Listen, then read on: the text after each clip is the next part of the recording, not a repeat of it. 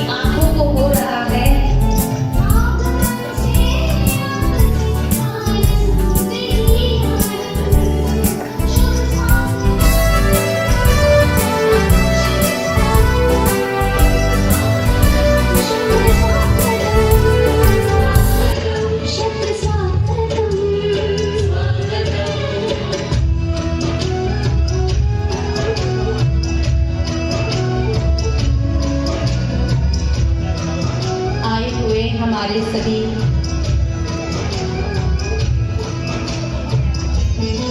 धार्मिक अतिथिगणों के लिए मैं दो शब्द कहना चाहूंगी। जुबान से हमेशा जिनकी प्यार पाया है, हमारी कामयाबी के पीछे हमेशा जिनका साया है, अल्फाजों के अभाव में नतमस्तक है मेरी कलम। ऐसे गुरुओं के आगे जिन्होंने हमारा परिचय खुदा से कराया है, जिन्होंने हमारा परिचय खुदा से कराया है, तो एक बार इस स्वागत की श्रृंखला में जोरदार तालियों से एक बार फिर से हम सभी का स्वागत करते हैं और स्वागत की श्रृंखला को आगे बढ़ाते हुए मैं आमंत्रित करना चाहूंगी स्टेज पे हमारे रामा मंडी के इंचार्ज, जो यहाँ का सारा कार्यभार संभालते हैं, रिस्पेक्टेड मधु दीदी जी से, कि शब्दों के द्वारा हमारे आए हुए सभी अतिथिगणों का, हमारे दीदियों का स्वागत करें। मधु दीदी जी।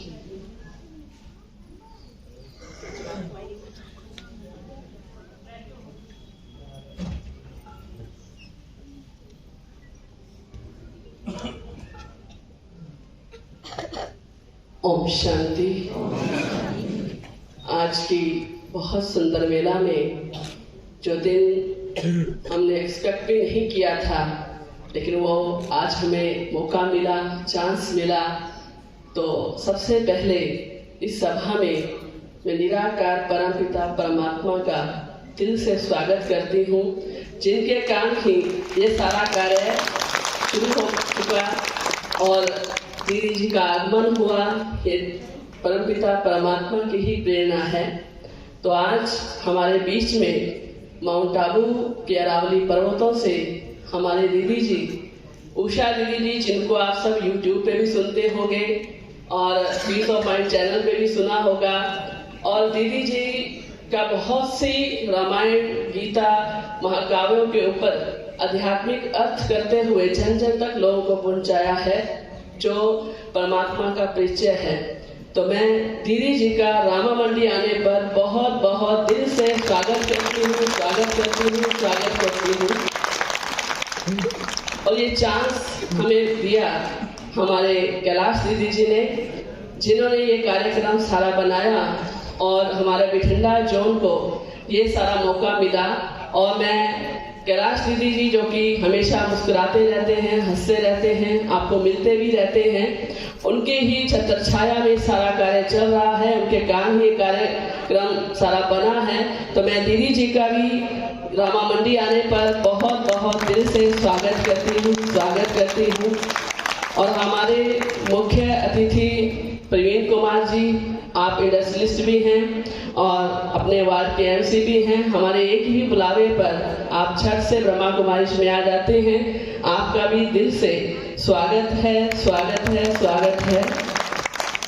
और सबसे हमारे अजीज बीजेपी लीडर रविप्रीत सिंह सिद्धू जी, जो कि जैसे ही ब्रह्मा कुमारी के अंदर प्रोग्राम बनता है तो आपका दिल ठहर नहीं पाता आने को। तो इन्होंने कहा कि मुझे भी उषा दीदी से मिलने आना है, तो इनका भी दिल से बहुत बहुत स्वागत है। और हमारे बीच में हमारे पानव भवन से स्पेशल शशि दीदी जी, जो कि उषा दीदी के साथ ही आए हैं। आपको भी पंजाब आने का मौका मिला और उसमें भी छोटे से एरिया रामा मंडी में, जो कि आपको निमंत्रण भी दे रहे थे बाबा के घर का, परमात्मा के घर का, उनका भी दिल से स्वागत है। और हमारे सभी धर्मों के नेता और सोमदत्त शर्मा जी, डेविड भारती जी, हमारे रईस अहमद मौलवी जी और दीदार सिंह जी, जो कि आप सबने अपने अपने कार्य में से कीमती समय में से निकाल कर इस कार्यक्रम में दीदी जी से मिलने और कार्यक्रम को अटेंड करने का न्योता बहुत जल्दी और सहज ही स्वीकार किया। आपने अपना अमूल्य समय निकाल कर आए, आपका भी दिल से बहुत बहुत स्वागत है। और हमारे बीच में हमारे संत मुनि जी, जो कि आप देख ही रहे हैं कितने निर्माणचित हैं। डेरा दयालदास से जो है आप आए, जो कि अभी ही आपने कार्यभार संभाला है कुछ ही समय में, तो आपका भी ब्रह्मा कुमारी में, और सबसे विशेष बात, आप माउंट आबू संत सम्मेलन में भी जा चुके हैं, तो आपका भी बहुत बहुत दिल से स्वागत है। और हमारे बीच में हमारे रामा वेलफेयर सहारा क्लब से, डीएवी पब्लिक स्कूल से और हमारे अन्य जो मंदिर हैं, जैसे गीता भवन, शिव वाटिका, दुर्गा मंदिर और काली माता मंदिर, इन मंदिरों से और गुरुद्वारों से और लगभग चर्च से हमारे बीच में हमारे गणमान्य व्यक्ति हमारे सामने विशिष्ट अतिथि बैठे हैं। आपका भी दिल से बहुत बहुत स्वागत है। और आप ना होते तो ये कार्य की शोभा कैसे बन पाती। तो आप सब भाइयों और बहनों का बहुत दिल से स्वागत है इस महाशिवरात्रि के महोत्सव में। आपका भी कर्ता ध्वनि के साथ ब्रह्मा कुमारी में बहुत बहुत स्वागत है। तो मैं एक बात कह के अपनी वाणी को विराम दूंगी। सबके दिलों में हो सबके लिए प्यार, आने वाला हर पल लाए खुशियों की बहार। इस उम्मीद के साथ भूलकर सारे गम, इस आयोजन में करते हैं हम आप सबका वेलकम। Thank you. ओम शांति। बहुत बहुत शुक्रिया मधु दीदी जी का। अभी मैं स्वागत श्रृंखला को आगे बढ़ाते हुए रिक्वेस्ट करना चाहूंगी, हमारे बीच में बहुत सुंदर नृत्य लेकर आ रही हैं कन्या सिमरन।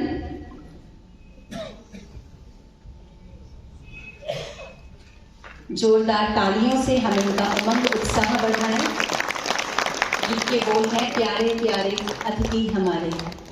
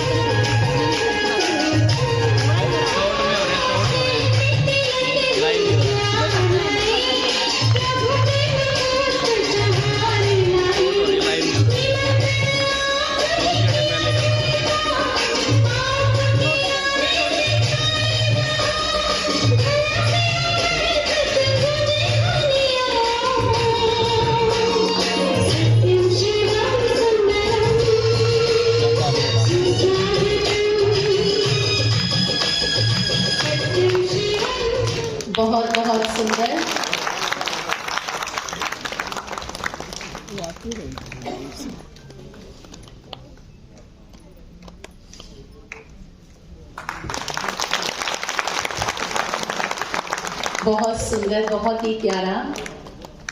अभी मैं हमारे बीच में रविप्रीत सिद्धू जी, डिस्ट्रिक्ट बठिंडा बीजेपी, तो उनको मैं बुलाना चाहूंगी स्टेज पर। दीदी जी का स्वागत करना चाहते हैं और हम लोग अपनी कर्ता ध्वनि का साथ जब तक बैठे हैं देते रहेंगे। और उनको थोड़ा सा किसी मीटिंग में जाना है तो ईश्वरीय सौगात और प्रसाद भी मुझे दे दो, मैं आपको उषा दीदी चैनल पे परमात्मा के घर की तरफ से आपको दे देंगे।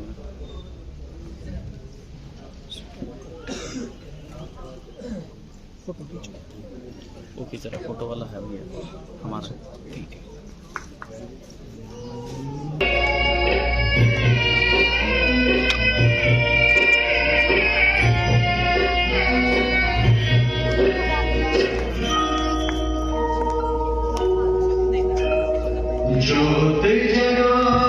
पास्टर गुरदेव भाई जी, पास्टर कमल भाई जी भी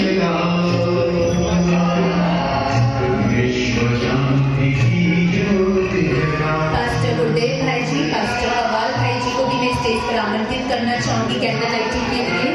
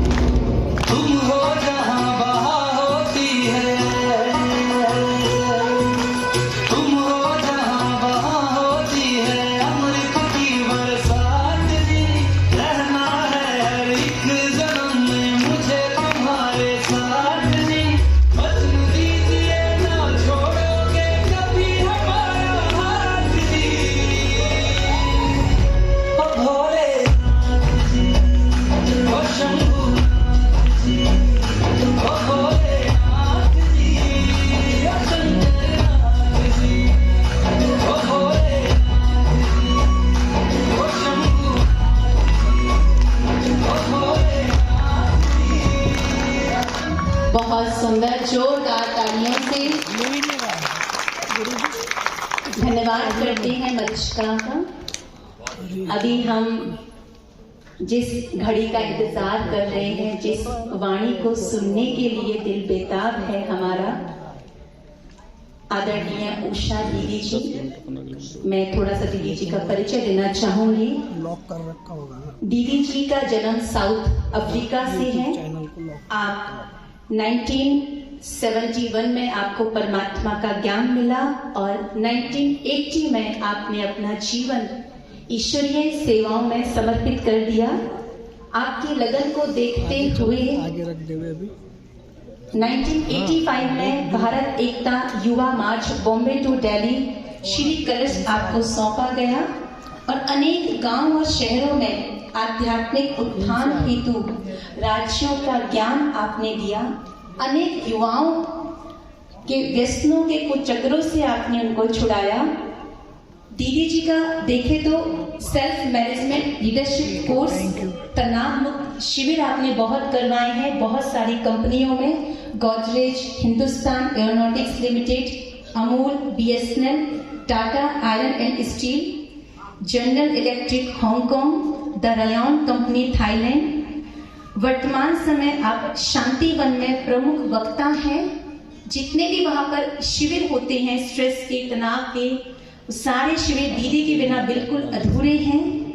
आपने चीन, Germany, Ireland, Britain, USA, UAI में भी अपनी आध्यात्मिकता की ऊषा को बिखेरा है। दीदी जी ने 2 किताबें भी लिखी हैं, सेल्फ मैनेजमेंट और आध्यात्मिकता की ओर। इनका हिंदी और इंग्लिश दोनों में ट्रांसलेशन है। आप मोटिवेशनल स्पीकर भी हैं और हमारे टीचर्स की ट्रेनर भी हैं। बहुत सारी आत्माओं का कल्याण किया है, उत्थान किया है, उनके अंधेरों से उनको उजाले की ओर लेकर आए हैं। जब भी दीदी जी का नाम आता है तो हमेशा 2 विषय इनसे जुड़े हुए हैं, रामायण और गीता, जिसका काफी संशोधन किया है और बहुत आत्माओं के जीवन को श्रेष्ठ बनाया है। आपकी ओजस्वी वाणी के लिए अनेकों सम्मानों से आपको नवाजा गया है। Hall of fame award, Thailand सरकार से नैतिक पुरस्कार, शांति पदक, विक्रमशिला हिंदी विद्यापीठ द्वारा भागलपुर बिहार से डॉक्टरेट की उपाधि भी दीदी को मिली है। और करंटली इतना सुंदर महोत्सव जो हमारे भारत में हुआ था श्री राम मंदिर का, तो वहां पे स्पेशल रिस्पेक्टेड नरेंद्र मोदी जी की तरफ से इनविटेशन आया था आदरणीय उषा दीदी जी को, सर्व सम्मान के साथ जो है उनको वहां बुलाया था। मैं 2 शब्द दीदी के लिए कहना चाहूंगी। सरल व्यक्तित्व में हमको खुदाई नूर दिखता है, मधुर वाणी अगर सुन ले आपकी सुगुन भरपूर मिलता है। फरिश्ते थे कभी हमने सुना था, फरिश्ते थे कभी हमने सुना था, बात सच निकली, हमें तो आप में ही भगवान का दूत दिखता है, हमें तो आप में ही विदेशी भगवान का दूत दिखता है। तो अभी विद्वान ज्ञान गंगा स्वरूपा तेज रूपा माँ सरस्वती हमारे सामने विराजमान हैं। अपनी झोली, बुद्धि रूपी झोली को बहुत ऐसे खोल कर बैठे और मधुर वाणी से जो मोती निकल कर आएंगे उन मोतियों को हम समेटने की कोशिश करें, ताकि हमारा जीवन भी हम बहुत ऊंचाइयों पर और बहुत श्रेष्ठता की ओर अपने जीवन को लेकर जाएं। आदरणीय उषा जी।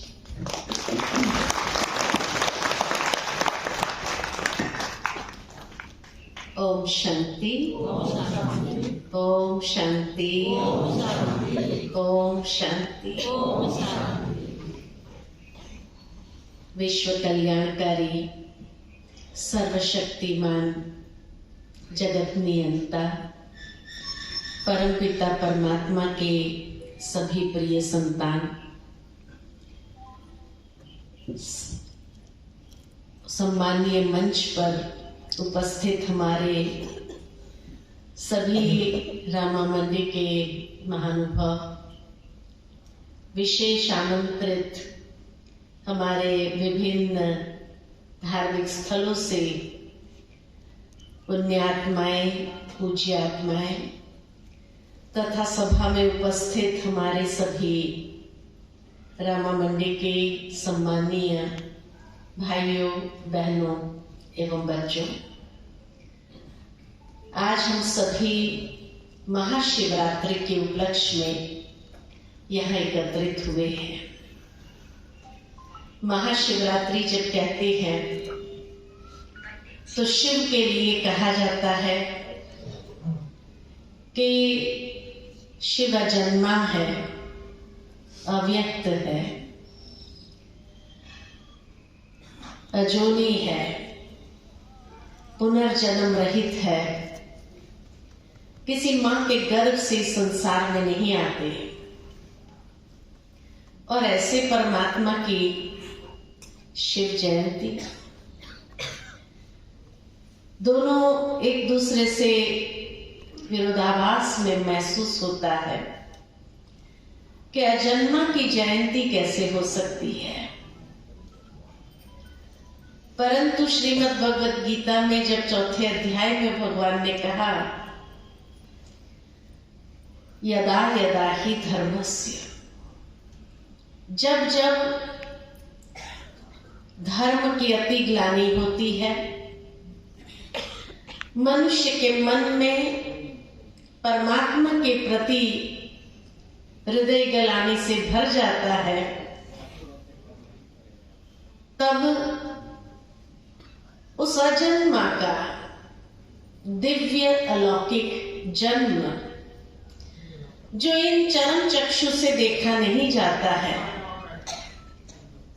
लेकिन वो इस संसार में अवतरित होते हैं और उस अवतरण को ही दिव्य अलौकिक जन्म कहा गया है। जिस जन्म को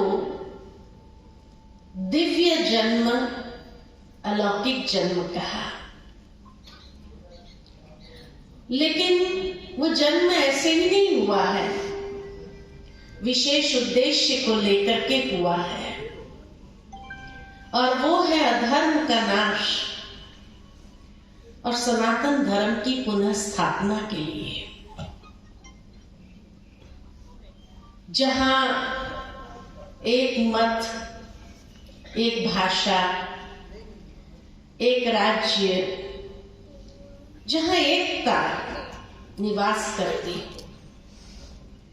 उस उद्देश्य के लिए परमात्मा का दिव्य अवतरण इस संसार में होता है। और इसीलिए आज भी संसार के अंदर द्वादश ज्योतिर्लिंगम का विशेष महत्व है, विशेष तीर्थ स्थान के रूप में उनको देखे गए। इतना ही नहीं, लेकिन मैं समझती हूं कि भारत का कोई गांव भी ऐसा नहीं होगा जहां महादेव का मंदिर न हो। जितने भी महादेव के मंदिर हैं, उनके नाम गुणवाचक, कर्तव्यवाचक है, और जिस नाम का एंडिंग या नाथ या ईश्वर में होते हैं, अमरनाथ, बबुलनाथ, भोलेनाथ, सोमनाथ, विश्वनाथ, पशुपतिनाथ, या ईश्वर के रूप में रामेश्वर, गोपेश्वरम, विश्वेश्वरम, पापकटेश्वर, महाकालेश्वर, ओंकारेश्वर, अर्थात जो सर्व का नाथ और ईश्वर है। और भारत में जहां पर भी शिव का मंदिर में शिवलिंग की प्राण प्रतिष्ठा होती है, तो उस समय शिवलिंग को द्वार से नहीं लाया जाता है, परंतु ऊपर का गुंबज नहीं लगाते हैं और ऊपर से शिवलिंग को उतारा जाता है।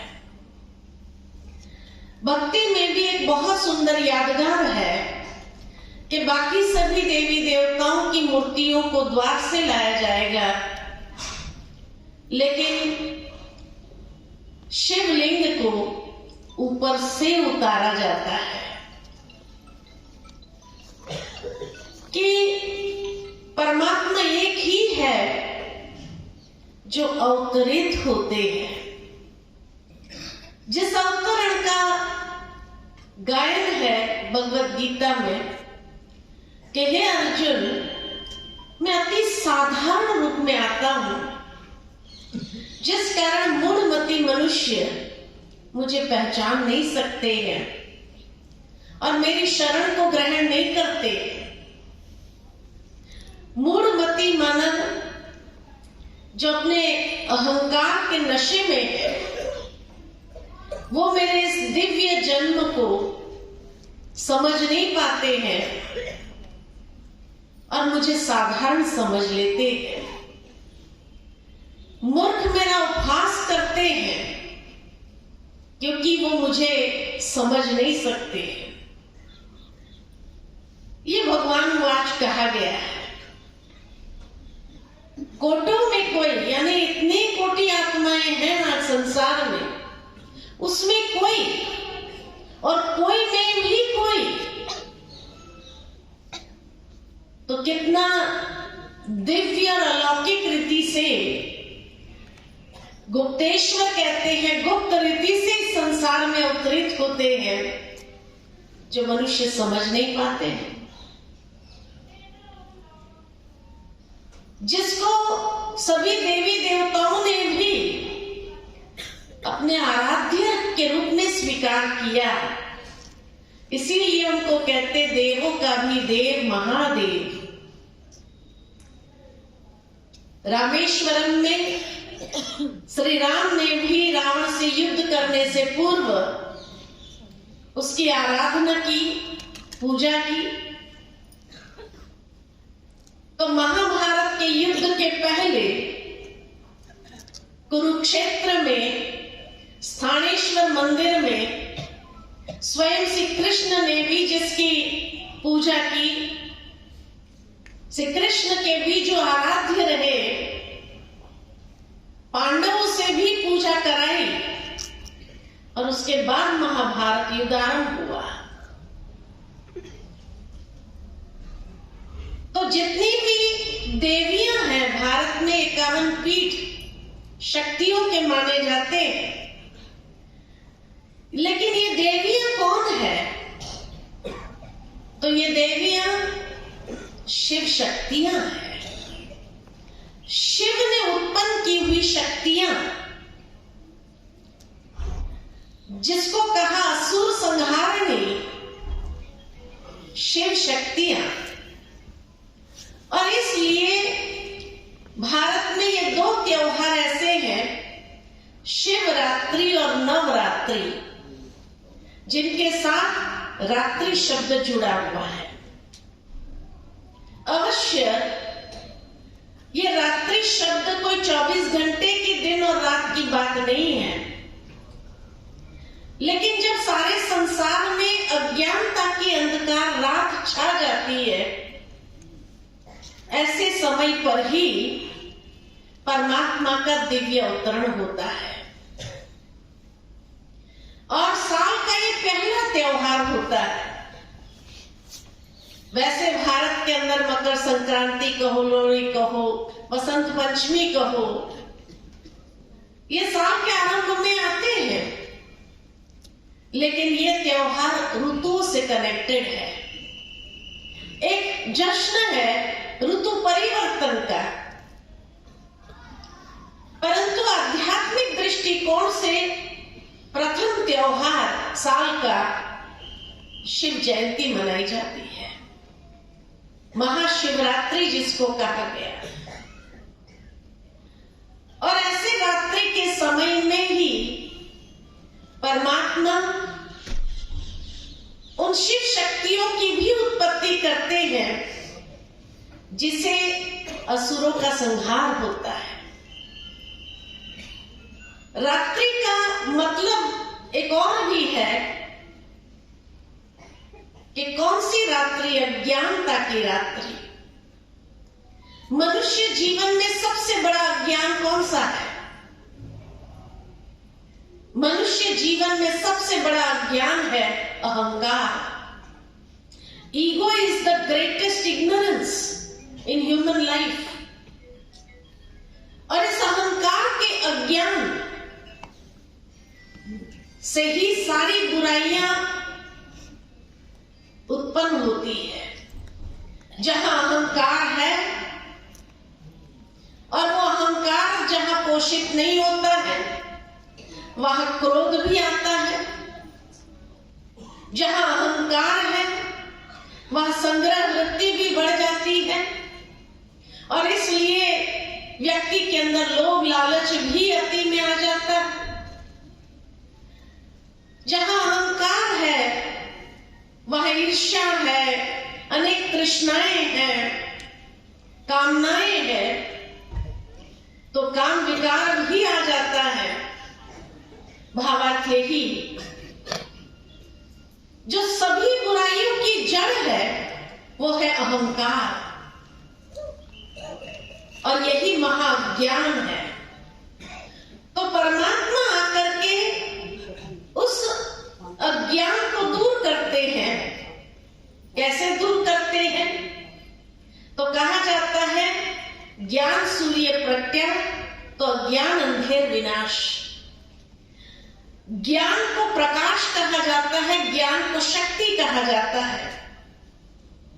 तो परमात्मा ज्ञान सागर आकर के ज्ञान का सोमरस सोमअमृत पिलाते हैं और उससे अज्ञानता का अंधकार यानी अहंकार नाश को प्राप्त होता है।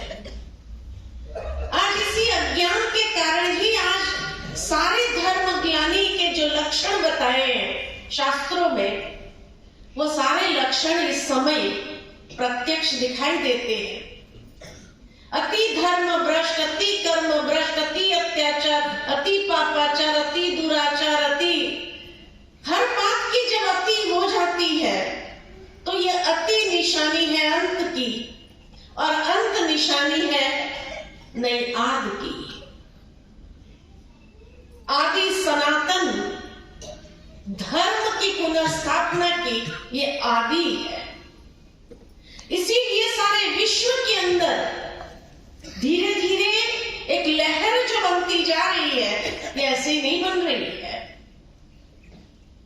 ये सब उस विश्व रचना का जो सीक्रेट प्लान है उसके मुताबिक ही हो रही है। तो इसलिए कहा कि अज्ञानता का अंधकार जो है उसका विनाश और ज्ञान का प्रकाश। मनुष्य जीवन में इस अहंकार के कारण जितनी भी कमजोरियां आई है, तो कमजोरी माना शक्ति का अभाव, जिस तरह अंधकार माना प्रकाश का अभाव, क्योंकि अंधेरे का कोई स्रोत नहीं होता है, प्रकाश का अभाव यही अंधेरा है। ठीक इसी तरह जो जीवन के अंदर सारी कमजोरियां आई, शक्ति के अभाव के कारण ही कमजोरी जीवन में आती है। तो ज्ञान की शक्ति भी है तो ज्ञान का प्रकाश भी है। जब वो ज्ञान का प्रकाश फैलता है, आध्यात्मिक रोशनी जीवन के अंदर आती है, तो बहुत कुछ परिवर्तन होने लगता है। मनुष्य का तीसरा नेत्र ज्ञान के दिव्य चक्षु खुलने लगते हैं। तब यथार्थ, जैसे रोशनी है तो हर चीज यथार्थ दिखाई देती है, तो ज्ञान के प्रकाश में हर बात को यथार्थ समझने की क्षमता आती है।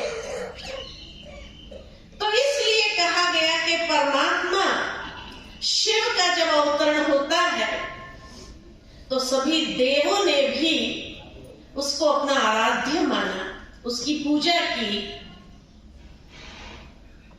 उसको स्वीकार किया। लेकिन यहां भारत भारतवासी के मन में एक मिसअंडरस्टैंडिंग जरूर आती है।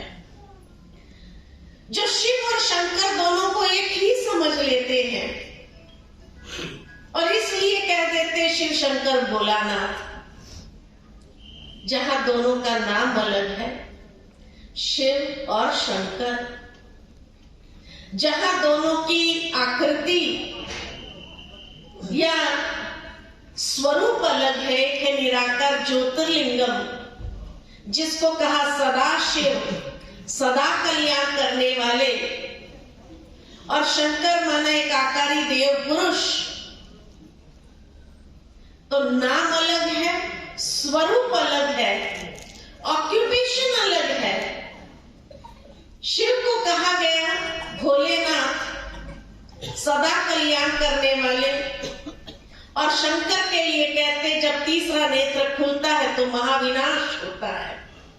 एक प्रलयनाथ है, एक भोलानाथ है। दोनों की महिमा अलग अलग है।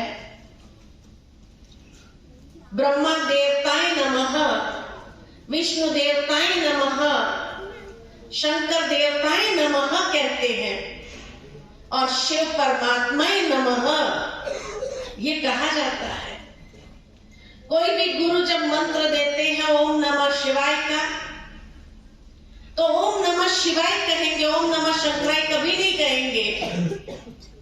भारत में महाशिवरात्रि हमेशा मनाई जाती है, उसको शंकर रात्रि कभी नहीं कहा। क्यों नहीं कहते? अगर एक है तो कहना चाहिए।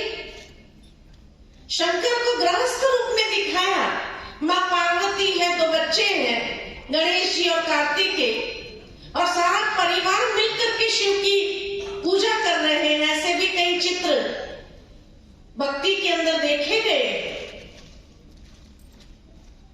शंकर को हमेशा ध्यान मुद्रा में दिखाया। किसका ध्यान कर रहे हैं? कैलाश पर्वत पर जाकर उन्होंने ध्यान किया, तपस्या की। किसकी तपस्या की और क्यों किया? कोई वजह तो होनी चाहिए, तपस्या का कोई कारण तो होना चाहिए। तो कैलाश पर्वत पर बैठ के तपस्या की। कैलाश माना दुनिया का सबसे बड़े से बड़ा शिवलिंग, पूरा पर्वत ही शिवलिंग आकार का है। और वहां बैठ करके तपस्या की। क्यों किया? क्योंकि शंकर को एक महत्वपूर्ण कार्य सौंपा था ईश्वर ने, कि आंख खोलते महाविनाश होना चाहिए, तो कितनी प्रचंड शक्ति हो तब यह कार्य हो सके। इसलिए कई सालों की तपस्या, वो एकाग्रता से उस शक्ति को हासिल किया, तब आंख खोलते ही महाविनाश का कार्य हो सके। परमात्मा अजन्मा होने कारण, कोई अव्यक्त स्वरूप होने कारण, कोई दैहिक स्वरूप न होने कारण, ये 3 देवताओं को विशेष रचा गया, जिसको कहा ब्रह्मा द्वारा सृजन, विष्णु द्वारा पालना और शंकर द्वारा महाविनाश। तो ये तीनों देवताओं के द्वारा परमात्मा ने अपने दिव्य कार्य कराए।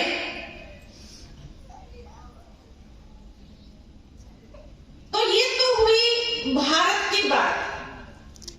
भारत से बाहर जाए इस्लाम धर्म में, तो इस्लाम धर्म में मूर्ति पूजा नहीं है, लेकिन कहा जाता है कि मक्का में पहले 360 देवी देवताओं की मूर्तियां होती थी। परंतु जब मतभेद बढ़ा, उस वक्त आकाश से काबा का पवित्र पत्थर गिरता है और एक आकाशवाणी होती है कि आप मुझे इस स्वरूप में याद करो, मेरे नाम पर झगड़ा नहीं करो। और तब कहा जाता है कि मोहम्मद पैगंबर साहब ने स्वयं अपने हाथों से काबा के पवित्र पत्थर की स्थापना की थी मक्का के अंदर। हुई कि जीवन में एक बार ये पवित्र पत्थर का दर्शन अवश्य करना चाहिए, तब जीवन सफल हुआ। इसलिए हर साल उनकी हज यात्राएं निकलती है। लेकिन हज में भी हर कोई नहीं जा सकते हैं। हज में जाने के नियम बहुत कड़े। लेकिन जो हज में जाते हैं, वहां जाने के बाद क्या करते हैं? अपने पापों का प्रायश्चित करते हैं। एक पिल्लर है जिसको वो शैतान कहते हैं, शैतान को पत्थर मारते हैं और काबा के पवित्र पत्थर को चूमते हैं। 7 बार उसकी परिक्रमा करते हैं। 7 बार परिक्रमा सिर्फ हिंदू धर्म में होती है और सिर्फ मक्का में होती है और कोई मस्जिद में नहीं होती है। और अंत में अपनी बंदगी में एक लाइन जरूर कहते हैं, जिस लाइन के बिना उनका हज पूरा नहीं होता है।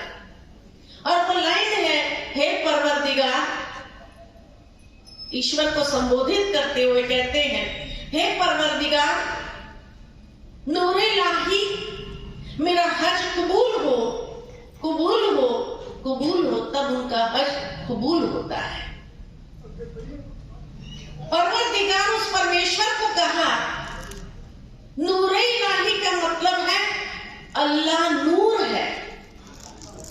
नूर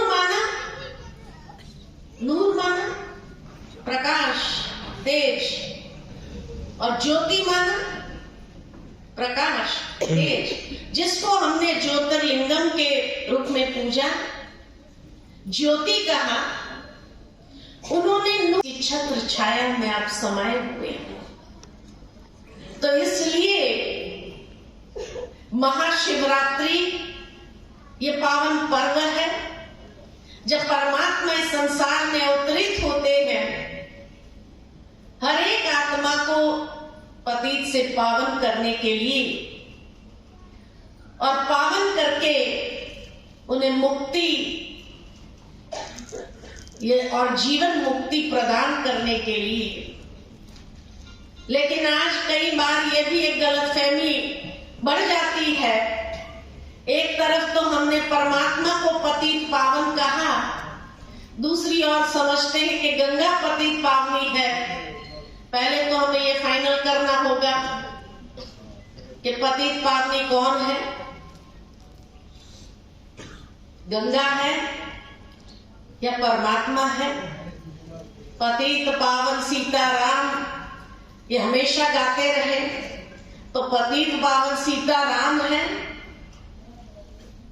या गंगा है?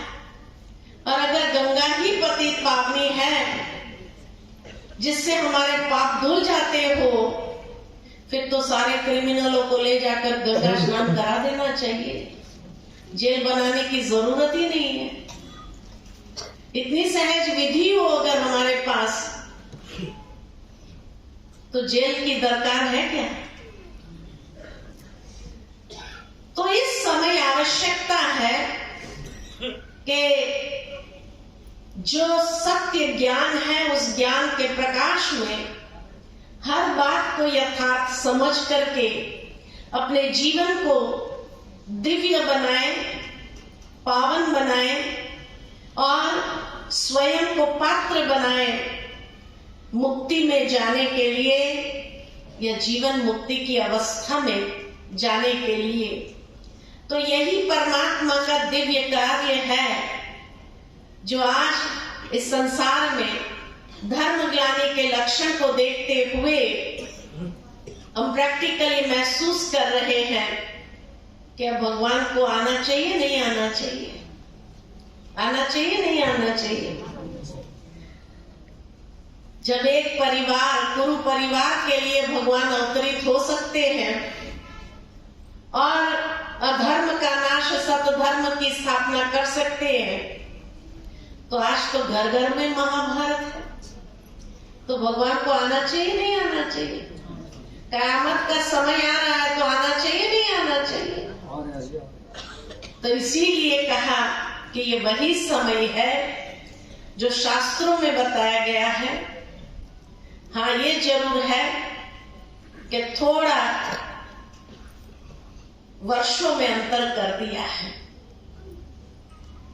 वर्षों में अंतर इसलिए कहती हूं क्योंकि जहां कलयुग को लाखों साल बाकी है ये बता दिया, 4,32,000 साल बता दिया, तो ये तो जरूर है कि बचपन में हमने खेल खेला था, सबने खेला होगा कि जब पिकनिक पर टीचर ले जाती थी और खेल कराती थी तो उस वक्त बच्चों को गोलाकार में खड़ा कर देते थे और एक बच्चे को बुलाकर उसके कान में कहानी कहते थे जो उसको दूसरे के कान में जाकर सुनानी होती थी, दूसरा तीसरे के कान में, तीसरा चौथे के कान में, और 50वें बच्चे तक वो कहानी वही रहेगी या बदल जाएगी।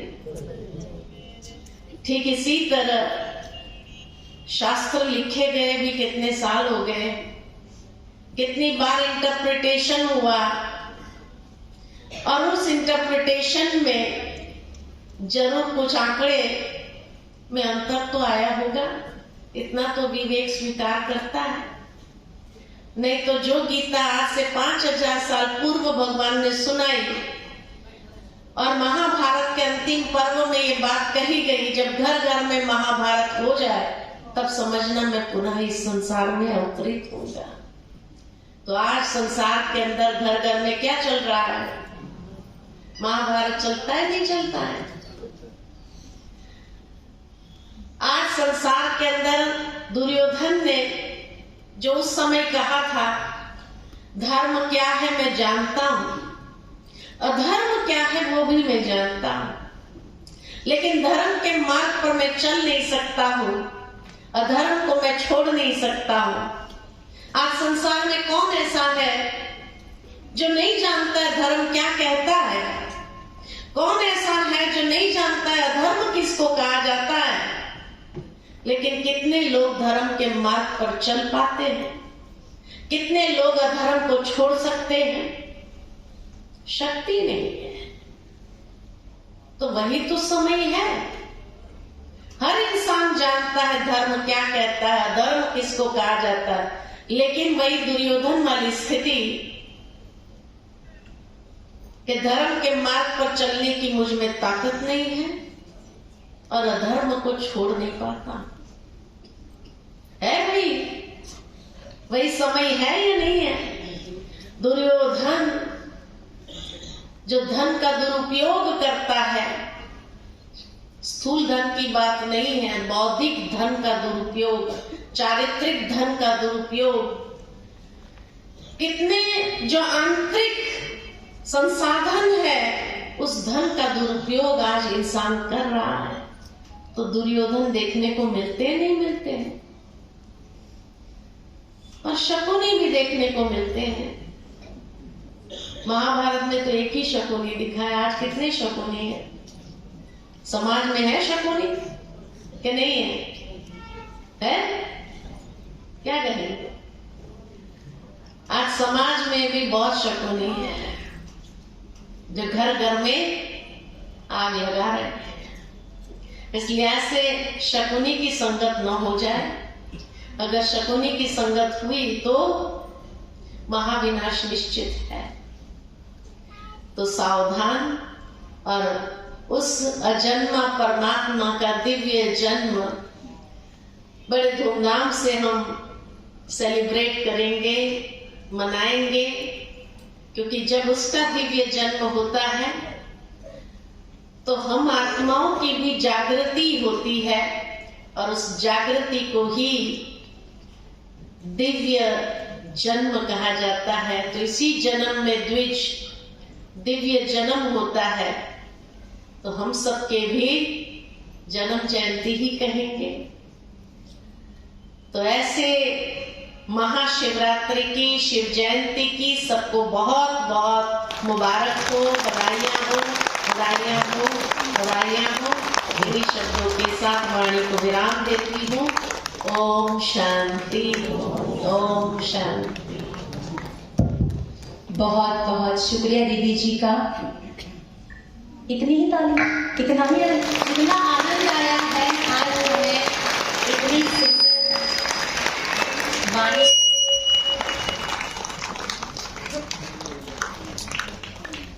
वाणी को सुनकर झोलियां समेट ली ना।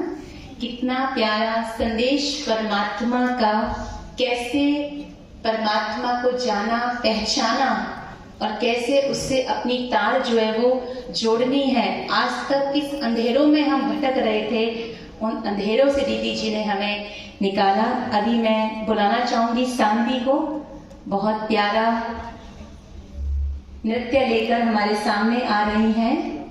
ये कान्हा को सुलाती बहुत प्यारा है। हम कहते ना कि भगवान सोते नहीं, भगवान खाते नहीं, तो ये बहुत प्यारा सुलाती है कान्हा को। तो जोरदार करता ध्वनि से हम उमंग उत्साह बढ़ाएंगे सांदी का। 4, 3, 2, 1.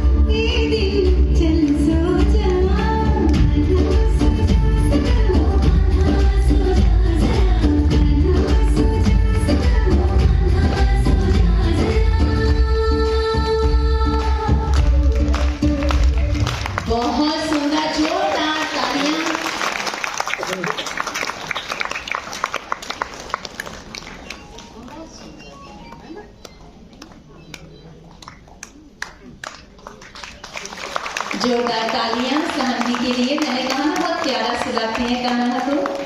और एक बात जो मेरे थोड़ी रह गई थी कि दीदी जी, आदरणीय उषा दीदी जी बचपन में भाई के रूप में कान्हा जी को राखी बांधती थी कि हमारा जो भाई है वो कान्हा जी है। और आज देखो राखी बांधी और आज उसी दुनिया में जो है वो जाने के लिए इतनी आत्माओं को जो है वो प्रेरित कर रहे हैं कि कैसे जो है उस परमात्मा के साथ हमें उस लोक को जाना है, हमें उस सत्युग और स्वर्ग को कैसे जो है वो लाना है।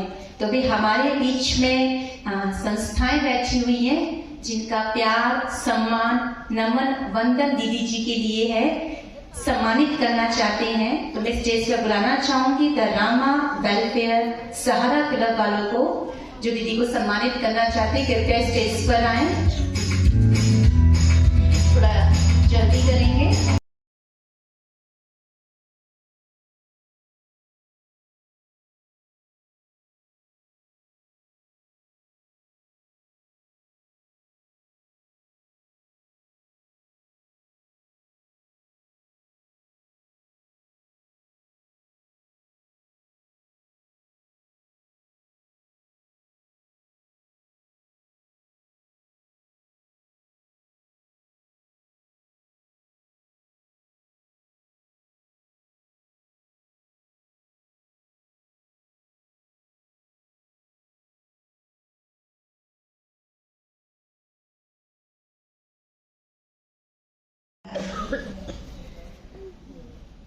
कभी सुना था ऐसा परिचय? नहीं सुना होगा, पहली बार सुना। तो दीदी हर जगह जाकर के बहुत सुंदर ऐसे विषय तो आपने सुने हैं, लेकिन शिव बाबा का परिचय जब देते हैं तो आप इनका चेहरा देखो कितना चमक जाता है, क्योंकि बाबा ने हमें ये कर्तव्य दिया हुआ है कि शिव बाबा का संदेश घर घर तक पहुंचना चाहिए। तो घर घर तक संदेश पहुंचाने के लिए दीदी जी हमारे बहुत सफल प्रयास कर रहे हैं, ताकि जल्दी ही जो भी आपने सुना कि कलयुग अभी बच्चा नहीं है, थोड़ा सा बचा है, इसलिए हमारे सारे विश्व के अंदर ये बाबा का संदेश, बाबा का ध्वज जल्दी जल्दी संदेश पहुंच जाए और हर जगह हर दिल के अंदर बाबा का ये ध्वज लहराया जाए, तो जल्दी ही स्वर्ग आ जाएगा। तो दीदी जी का आपने परिचय में भी सुना, अयोध्या होके आए। कल इन्होंने हमें एक नई बात सुनाई कि 6-7 महात्माओं ने हमें मुकुट भी पहनाया। क्या बड़ी बात है, महात्मा लोगों ने दीदी जी को बड़ा सुंदर मुकुट पहनाया और सूर्य नदी के नजदीक ही 5 एकड़ जगह गिफ्ट में दी है अयोध्या में। देखो बाबा का कर्तव्य है, बाबा का संदेश कितनी जल्दी जल्दी सब जगह पहुंच रहा है। तो बाबा के साथ हम बाबा के बच्चे भी सहयोगी हैं, हम बाबा की भुजाएं हैं। बाबा की भुजाएं, बाबा ने तो अपना कार्य किया, संदेश अपना दिया, अब बाबा ने ये कार्य आप सबको, हम सबको सौंप दिया। बाबा ने आज भी कहा ना, आप कौन हो?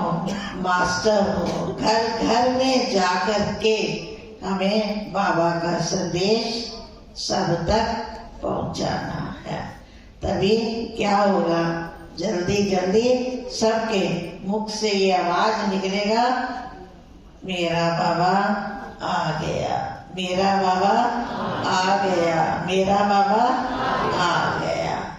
तो इसलिए आप सबको, हमारे दीदी जी को बहुत बहुत क्या कहेंगे, शुक्रिया, जो आप सबको भी बहुत सुंदर बाबा का संदेश दिया।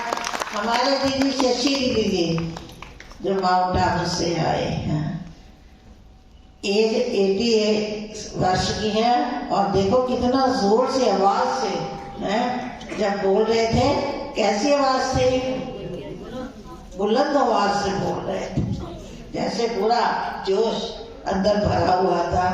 मेरे को नहीं पता, मैं तो वैसे कहा दीदी परिचय दोगे? हाँ दोगे। तो देखा कैसा सुंदर परिचय दिया, और 80 इयर्स के लगते हैं जब बोलते हैं, तो नहीं ना लगते हैं। देखो बाबा ने हमको जवान कर दिया, और मम्मा बाबा की पालना ली हुई है इन्होंने। विशेष बात देखो, पांडव भवन में समर्पित हैं, तो देखो कितना बाबा सबके अंदर क्या भर देता है, जोश भर देता है। इसलिए हमारे शशि दीदी जी का भी बहुत बहुत शुक्रिया, जो आप हमारे बीच में पहुंचे हैं। फिर से मैं आप सबको शिव जयंती की बहुत बहुत बधाइयाँ देती हूँ। बधाइयाँ मेरे डॉक्टर ने मुझे कहा ना कि मैं जा रही हूँ, मैंने कहा, बोला इतना लंबा सफर करोगी? मैंने बोला 0 तो शिव बाबा होता है, और मैं 8 साल की तो हूँ, 8 साल का बच्चा तो दौड़ता ही है। तो बोला ठीक है जाओ। तो उषा बहन ना कर रही थी नहीं आऊंगी। उषा बहन ने मुझे कहा, अम्मा तुम फ्री हो, जब चाहे रेस्ट करना, जब चाहे प्रोग्राम में आना। तो वो मुझे फ्री छूट से लेके आई, इसलिए मैं सब बातों से फ्री हूँ। कितनी सुंदर प्रेरणा की बात है ना कि 0 शिव बाबा और हम कितने साल के 8 साल के। तो ये बहुत सुंदर शिक्षा है हमारे, जो हम कहते हैं बुजुर्ग हो गए, हम कैसे भगवान के घर में आए, कैसे आए, हमसे चला नहीं जाता, हमसे उठा नहीं जाता। जिसके मन में अब ये वाली बात है ना, तो एक एक संकल्प करके जाना कि 70 साल के तो 7 साल के, 60 साल के तो 6 साल के, 50 साल के तो 5 साल के। तो 5 साल का बच्चा तो बहुत एक्टिव होता है, घर में 10 लोग से भी टिकता नहीं है। तो भाग भाग के भगवान के एक दिन का भी मजबूत होता है। पत्र लिखता है ना मुरली बाबा, मैं आपका एक दिन का बच्चा हूँ, तो 5 साल का तो बहुत ही बड़ा होता है। आप ये एग्जाम्पल देख रहे हो, परमात्मा की मेडिटेशन और मोटिवेशन का ये जीता जागता एग्जाम्पल है। कितनी ज्यादा उमंग है, उत्साह है अपने इस उम्र के पड़ाव में भी। देखो माइक की भी जरूरत है। मैं खुद ही माइक को अभी वो देता रहता है, मैं माइक को ना, इसलिए माइक की तो बिजली फेल भी हो सकती है। तो माइक का ना बिल आता है ना। परमात्मा ने ऐसे माइक तैयार किए हैं जो बिना बिजली के कार्य करें। तो अभी इतना सुंदर संदेश परमात्मा का सुनने के बाद हमारे बीच में अतिथिगण बैठे हैं, तो उनके मन में भी कुछ वचन जो है उभर रहे हैं। तो 1 मिनट उन्हें कैसा यहाँ अनुभव हुआ, 1 मिनट का समय हम सुनना चाहेंगे दीदार सिंह भाई जी से, कि उनको यहाँ पे अभी आज आए, इतना सुंदर दीदी जी को सुना, तो उनका क्या अनुभव रहा वो 1 मिनट में हमें जरूर बताएं। ਅੱਜ ਦੇ ਪ੍ਰੋਗਰਾਮ ਨੂੰ ਦੇਖ ਕੇ ਮਨ ਬਹੁਤ ਖੁਸ਼ ਹੋਇਆ। ਇਸ ਗੱਲ 'ਚ ਕੋਈ ਸ਼ੱਕ ਨਹੀਂ, 74-75 ਸਾਲ ਦੀ ਉਮਰ 'ਚ ਪਹਿਲੇ ਵਾਰੀ ਮੈਂ ਦੇਖਿਆ ਕਿ ਸਾਰੇ ਧਰਮਾਂ ਨੂੰ ਇੱਕ ਬੈਂਚ ਤੇ ਇਕੱਠੇ ਕਰਕੇ ਐਡਾ ਵੱਡਾ ਪ੍ਰੋਗਰਾਮ ਕੀਤਾ ਗਿਆ। ਪ੍ਰਬੰਧਕਾਂ ਨੇ ਵੀ ਬੜਾ ਵਿਸ਼ੇਸ਼ ਮੈਨੂੰ ਗੁਰਦੁਆਰੇ ਸਾਹਿਬ ਵੀ 2-3 ਵਾਰ ਕਹਿ ਕੇ ਆਏ, ਦੁਕਾਨ ਤੇ ਵੀ 2-3 ਵਾਰੀ ਕਿਹਾ ਵੀ ਤੁਸੀਂ ਜ਼ਰੂਰ ਪਹੁੰਚਣਾ ਹੈ। ਸੋ ਆਪਾਂ ਦਿੱਤੇ ਹੋਏ ਆਪਣੇ ਦੇਖੋ, ਸਾਨੂੰ ਭਗਤਾਂ ਨੇ ਕੀ ਮਤਲਬ ਸਿੱਖਿਆ ਦਿੱਤੀ ਹੈ ਕਿ ਇੱਕੋ ਪਰਮਾਤਮਾ ਨਾਲ ਜੁੜੇ ਰਹੋ। ਤੁਸੀਂ ਜੋ ਪਰਮਾਤਮਾ ਨਾਲ ਜੁੜੇ ਹੋ ਨਾ, ਫਿਰ ਕੀ ਹੈ, ਫਿਰ ਤੁਹਾਡੇ ਤੇ ਕੋਈ ਬੁਢੇਪਾ ਨਹੀਂ, ਕੋਈ ਹੈ ਬਸ ਸਦਾ ਖਿੜੇ ਰਹਿਣਾ ਹੈ। ਜਿਵੇਂ ਦੀਦੀ ਜੀ ਕਹੀ ਜਾਂਦੇ ਸੀ, ਉਮਰ ਦਾ ਕੋਈ ਤਕਾਦਾ ਨਹੀਂ, ਬਸ ਤੁਸੀਂ ਖੁਸ਼ ਹੋ ਨਾ, ਮਾਇਕ ਵੀ ਤੁਸੀਂ ਹੋ, ਖੁਸ਼ੀ ਵੀ ਤੁਸੀਂ ਹੋ, ਸਾਰਾ ਕੁਝ ਹੀ ਤੁਸੀਂ ਹੋ। ਇਸ ਕਰਕੇ ਇੱਕੋ ਹੀ ਸਾਨੂੰ ਇੱਕੋ ਉਪਦੇਸ਼ ਦਿੱਤਾ ਹੈ ਭਗਤਾਂ ਨੇ। ਭਗਤ ਰਵਿਦਾਸ ਜੀ ਦਾ ਮੈਂ 1-2 ਮਿੰਟ ਪੰਡਤ ਜੀ ਨਾਲ ਵੀ ਮੈਂ ਵਾਰਤਾ ਕੀਤੀ ਸੀ, ਤੇ ਇੱਥੇ ਮੇਰੇ ਨਾਲ ਕੋਟ ਬਖਤੂ ਤੋਂ ਬੈਠੇ ਸੀ ਸੰਤ, ਉਹਨਾਂ ਨਾਲ ਵੀ ਇੱਕੋ ਹੀ ਹੈ ਵੀ ਜੋ ਦਿਨ ਆ ਗਿਆ ਨਾ, ਉਹਨੇ ਜਾਣਾ ਵੀ ਹੈ। ਇਸ ਗੱਲ 'ਚ ਕੋਈ ਸ਼ੱਕ ਨਹੀਂ। ਅਸੀਂ ਨਿਭਾਉਣਾ ਕਿਵੇਂ ਹੈ, ਭਗਤਾਂ ਦੀ ਦਿੱਤੀ ਹੋਈ ਉਪਦੇਸ਼ ਤੇ ਚੱਲ ਕੇ ਅਸੀਂ ਵਧੀਆ ਨਿਭਾਉਣਾ ਹੈ। ਇਸ ਗੱਲ 'ਚ ਕੋਈ ਸ਼ੱਕ ਨਹੀਂ। ਠੀਕ ਹੈ, ਅੱਡੋ ਅੱਡ ਸਾਰੇ ਭਗਤਾਂ ਨੇ ਸਾਨੂੰ ਇੱਕੋ ਸਿੱਖਿਆ ਦਿੱਤੀ ਹੈ, ਇੱਕੋ ਭਗਵਾਨ ਨਾਲ ਜੁੜਿਆ ਰਹਿਣਾ ਹੈ। ਭਗਵਾਨ ਨਾਲ ਜੁੜ ਕੇ ਆਪਾਂ ਉਸੇ ਦਾ ਹੀ ਸ਼ੁਕਰਾਨਾ ਕਰਨਾ ਹੈ। ਸਾਰੇ ਪ੍ਰਬੰਧਕਾਂ ਦਾ, ਸਾਰੇ ਬਾਹਰੋਂ ਭੈਣਾਂ ਦਾ ਆਏ ਦਾ ਬਹੁਤ ਬਹੁਤ ਧੰਨਵਾਦ। ਜੀਓ ਹੈ, ਜੀਓ है। बहुत बहुत शुक्रिया आपका दीदार भाई जी। डेविड भाई जी से सुनना चाहेंगे।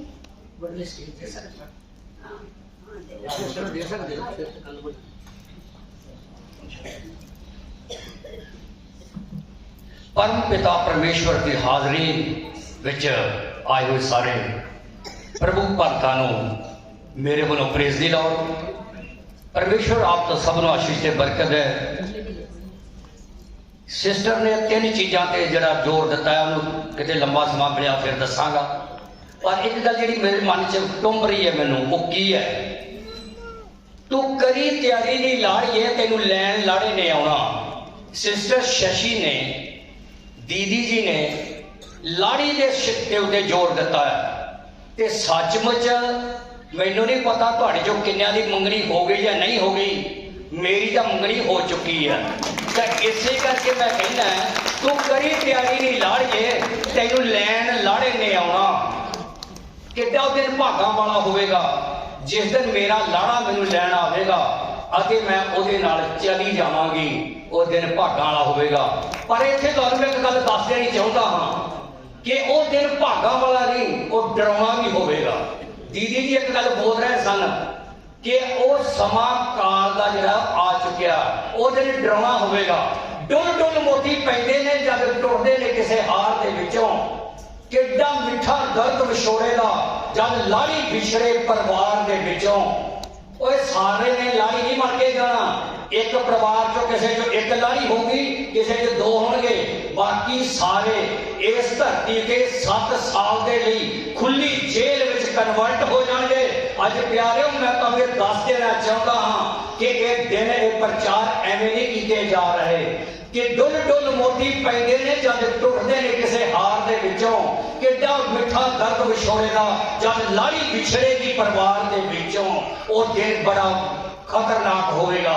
ਸੋ ਇਸੇ ਕਰਕੇ ਪਰਮ ਪਿਤਾ ਪਰਮੇਸ਼ਵਰ ਦਾ ਵਚਨ ਸੰਤ ਯੋਹੰਨਾ ਜੀ ਆਪਣੀ ਪੁਸਤਕ ਦੇ 14ਵੇਂ ਅਧਿਆਇ ਦੇ 3 ਸ਼ਲੋਕ ਵਿੱਚ ਲਿਖਦੇ ਨੇ ਕਿ ਮੈਂ ਆ ਰਿਹਾ, ਹੇ ਲਾੜੀਏ ਤੂੰ ਤਿਆਰ ਹੋ ਜਾ, ਮੈਂ ਆ ਰਿਹਾ, ਤੈਨੂੰ ਲੈ ਕੇ ਜਾਵਾਂਗਾ, ਜਿੱਥੇ ਮੈਂ ਹੋਵਾਂਗਾ ਉਥੇ ਤੂੰ ਹੋਵੇਗੀ। ਮੇਰੇ ਦਿਨ ਭਾਗਾਂ ਵਾਲਾ ਹੋਵੇਗਾ ਜਿਸ ਦਿਨ ਮੈਂ ਆਪਣੇ ਲਾੜੇ ਨਾਲ ਆਪਣੀ ਜ਼ਿੰਦਗੀ ਬਤੀਤ ਕਰਾਂਗਾ। ਉਹ ਇੱਕ ਦਿਨ ਨਹੀਂ ਹੋਵੇਗਾ, ਉਹ 10 ਦਿਨ ਨਹੀਂ ਹੋਣਗੇ, ਉਹ ਇੱਕ ਸਦੀਪਕ ਜੀਵਨ। ਇੱਥੇ ਮੇਰੀ ਉਮਰ 73 ਸਾਲ ਦੀ ਹੈ, ਮੈਂ ਅੱਧ 'ਚ ਪਹੁੰਚਿਆ, ਹੋਰ 20 ਸਾਲ ਜੀ ਲਾਂਗਾ, ਪਰ ਉੱਥੇ 1000 ਸਾਲ ਨਹੀਂ, 10,000 ਸਾਲ ਨਹੀਂ, ਅਰਬਾਂ ਲੱਖਾਂ ਸਾਲ ਮੈਂ ਆਪਣੇ ਲਾੜੇ ਨਾਲ ਰਹਾਂਗਾ। ਅੱਜ ਉਹ ਦਿਨ ਭਾਗਾਂ ਵਾਲਾ ਹੋਵੇਗਾ। ਅੱਜ ਮੈਂ ਬੈਠਾ ਵੀ ਇਹੀ ਬੇਨਤੀ ਕਰਾਂਗਾ ਕਿ ਇਕੱਲੇ ਪ੍ਰਚਾਰ ਸੁਣਨ ਨਾਲ ਜਾਂ ਤਾੜੀ ਮਾਰਨ ਨਾਲ ਸਾਡੀ ਗੱਡੀ ਨਹੀਂ ਚੱਲਣੀ। ਗੱਡੀ ਦਾ ਇੱਕ ਗੱਲ ਦੀਦੀ ਜੀ ਕਹਿ ਰਹੇ ਸਨ, ਉਹ ਕੀ ਕਹਿ ਰਹੇ ਸੀ? ਉਹ ਪ੍ਰਾਸ਼ਚਿਤ ਕਹਿ ਰਹੇ ਸੀ। ਪਰਮੇਸ਼ਰ ਦੇ ਪਵਿੱਤਰ ਵਚਨ 'ਚ ਸੰਤ ਯੋਹੰਨਾ ਕਹਿੰਦੇ ਨੇ, ਉਹ ਕਹਿੰਦੇ ਨੇ ਕਿ ਧੰਨ ਨੇ ਉਹ ਲੋਕ ਜਿਹੜੇ ਪ੍ਰਭੂ ਦੀ ਭਗਤੀ ਕਰਦੇ ਹੋਏ ਸੰਸਾਰ ਤੋਂ ਜਾਂਦੇ ਨੇ, ਉਹਨਾਂ ਦੇ ਕੰਮ ਉਹਨਾਂ ਦੇ ਨਾਲ ਜਾਣਗੇ। ਮੈਂ ਸਾਰੀਆਂ ਗ੍ਰੰਥਾਂ ਦਾ ਇੱਕੋ ਹੀ ਨਿਚੋੜ ਕੱਢਿਆ ਕਿ ਜੇਕਰ ਤੁਹਾਡੇ ਜੀਵਨ ਵਿੱਚ ਸਰੈਂਡਰ ਹੈ, ਤੋਬਾ ਹੈ, ਪਛਤਾਪ ਹੈ, ਮਨ ਫਿਰਾਵ ਹੈ, ਤਾਂ ਮੈਂ ਕਹਾਂਗਾ ਕਿ ਦੁਨੀਆ ਦੀ ਤਾਕਤ ਇੱਕ ਪਾਸੇ ਰਹਿ ਗਈ। ਸਵਰਗ ਦੇ ਫਰਿਸ਼ਤੇ ਤੁਹਾਨੂੰ ਉਹਦੀ ਲਾੜੀ ਬਣਨ ਤੋਂ ਰੋਕ ਨਹੀਂ ਸਕਣਗੇ। ਮੇਰੇ ਪਿਆਰਿਓ, ਸਵਾਦ ਵਿੱਚ ਇਸੇ ਗੱਲ ਦਾ ਹੀ ਹੈ। ਮੈਂ ਸਮਾਂ ਲੰਬਾ ਲੈ ਗਿਆ। ਮੈਂ 15 ਸਾਲ ਦਾ ਸੀ ਜਦੋਂ ਮੈਂ ਭਗਤੀ ਲਾਈਨ ਵਿੱਚ ਪਿਆ। ਭਗਵਤ ਗੀਤਾ, ਕੁਰਾਨ, ਬਾਈਬਲ, ਜਪਜੀ ਸਾਹਿਬ ਔਰ ਜਿਹੜੇ अपने कुरान, मैं सब ग्रंथां पढ़न तो बाद मैं सब नास्तिक रहा ਅਤੇ ਉਸ परम पिता की भक्ति की खोज की।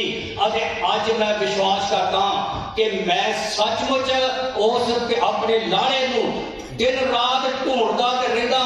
मैं कई बार अपने बच्चों को क्या करता, पुत्र प्रार्थना करया करो, प्रेयर करया करो, लाड़िया आ जा ते मैनू भी लै जा, कि ताकि मैं भी तेरे नाल अपनी बाकी की जिंदगी बसर कर सका।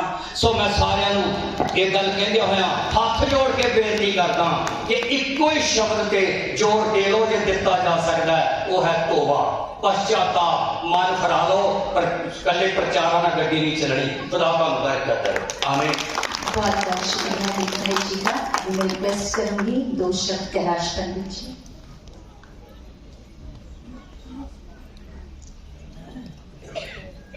तो शब्द हमारे बेंच पे रखेंगे, समय का थोड़ा सा ध्यान रखें।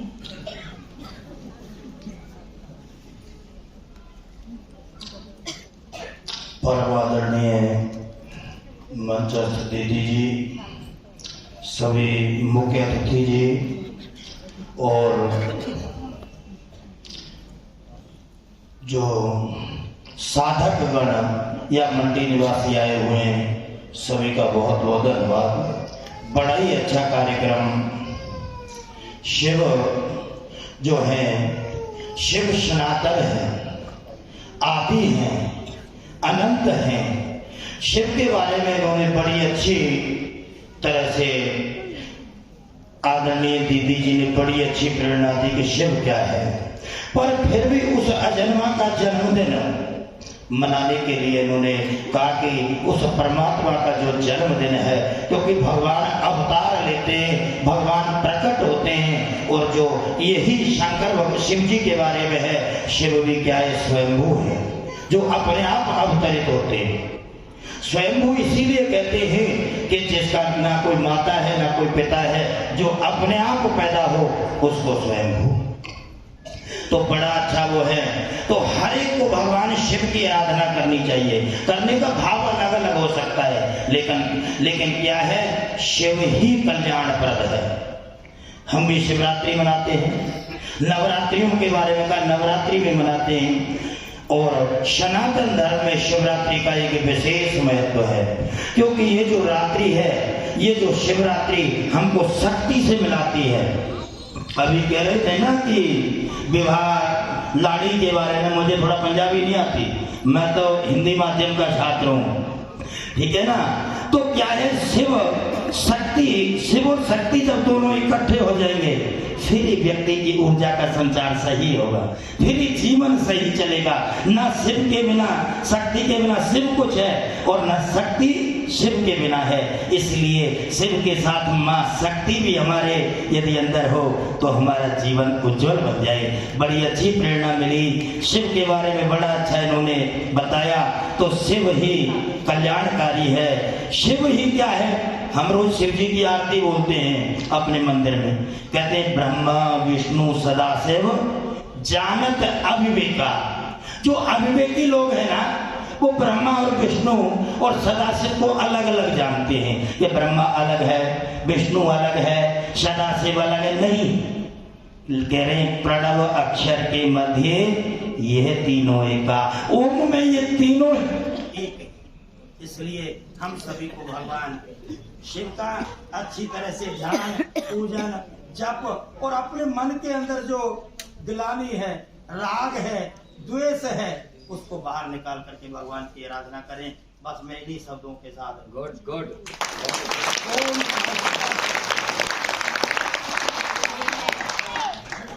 रिक्वेस्ट करना चाहूंगी, हमारे बीच में आए हुए हमारे चीफ गेस्ट प्रवीण भाई जी इंडस्ट्रियल हैं, तो परमात्मा के प्रभु प्रसाद और ईश्वरीय सौगात उनको भेंट की जाएगी। तो जोरदार तालियां हमारे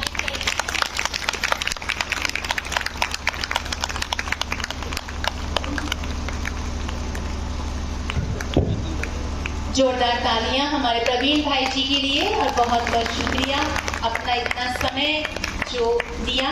और साथ में मैं स्टेज पर बुलाना चाहूंगी, अगर हमारे बीच में आए हुए हैं बूटा सिंह जी, ग्रंथी बंता सिंह जी, हरभजन सिंह जी, शीतल दास कोटभक्तू डेरे से, शीतल दास जी, बाबा शीतल दास कोटभक्तू डेरे से, बाबा दयाल दास बंगी डेरे से, कृपया करके मंच पर आए।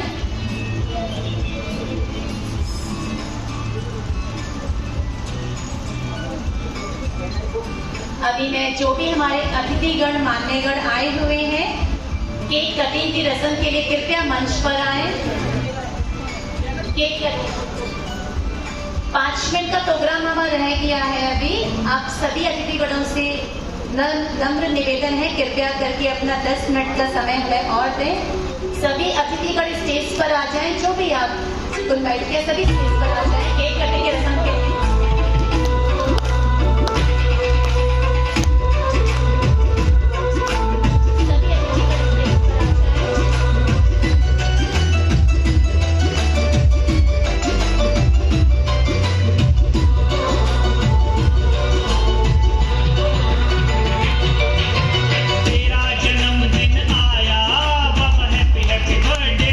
हम नीचे बैठकर अपनी खुशियां मनाएंगे।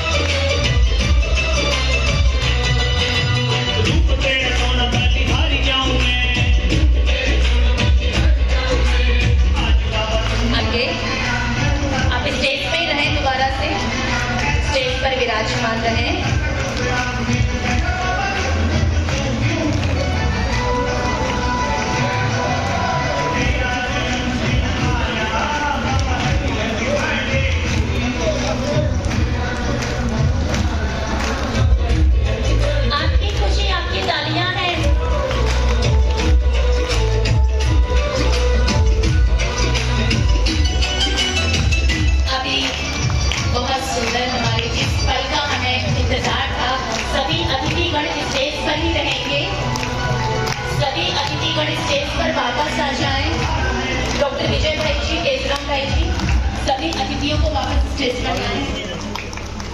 और जिस पल का इंतजार था, आज जो समय है शिवरात्रि, महापर्व शिवरात्रि, उस परमात्मा का झंडे की रस्म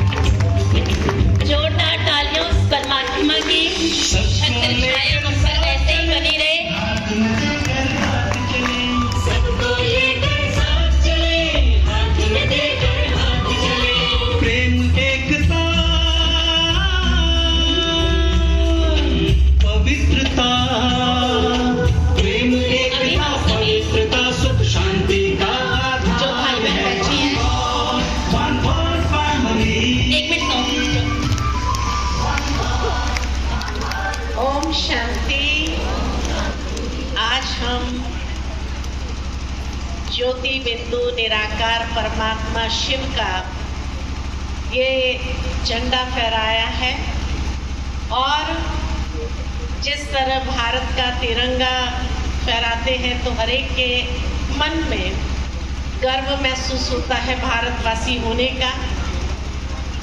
ठीक इसी तरह ये परमात्मा ज्योति बिंदु शिव का प्रतीक लिए हुए झंडा है, जो 140 देशों में, जहां प्रजापिता ब्रह्मा कुमारी ईश्वरीय विश्वविद्यालय के केंद्र है, तो 140 देशों में ये फहराया जाएगा शिवरात्रि के दिन। तो ये इंटरनेशनल फ्लैग है परमात्मा का, और इसीलिए हम सभी को ये गर्व है कि ऐसे परमात्मा का झंडा एक दिन हर एक के दिल पर अवश्य फहरेगा। हर एक आत्मा दिल से यही कहेंगे, हमारा भोला बाबा आ गया, हमारा भोला बाबा आ गया।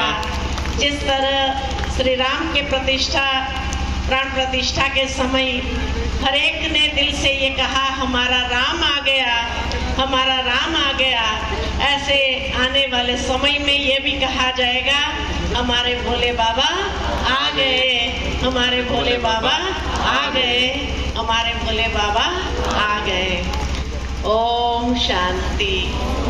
अभी हम सभी उस परमात्मा की छत्र छाया में कुछ प्रतिज्ञा करेंगे ताकि हम अपने जीवन में और आगे जा सकें। सभी जो भाई बहन बैठे अपना राइट हैंड आगे करेंगे, अपना राइट हैंड आगे करेंगे, उस परमात्मा की खड़े हो जाएं, पर अपने अपने स्थान पर ही रहेंगे, हिलेंगे डुलेंगे नहीं।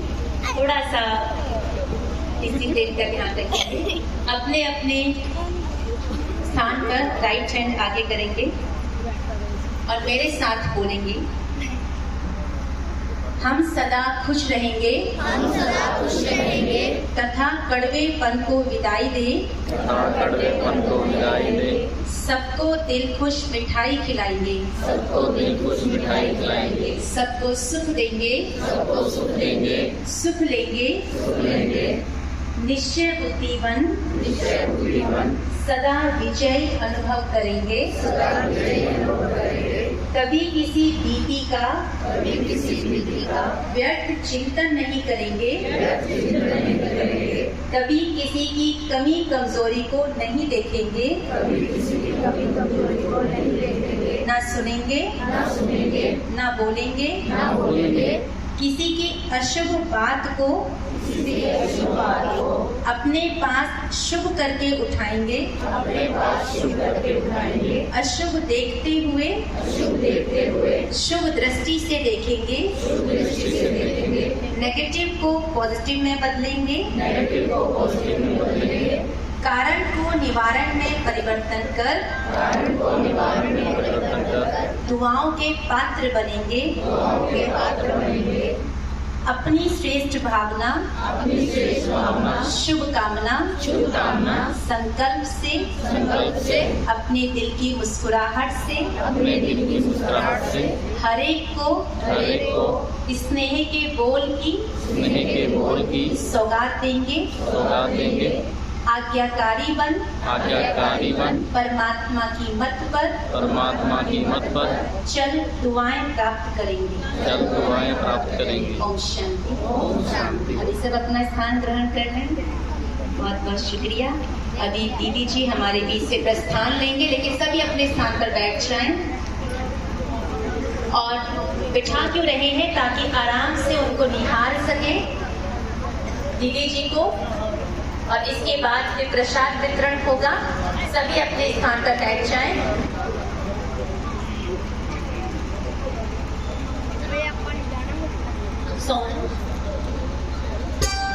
सभी बैठे रहे अपने स्थान पर, सभी बैठे रहे और एक हाथ की ताली से सभी दीदी को विदाई देंगे। एक हाथ की ताली से अपने स्थान पर बैठे बैठे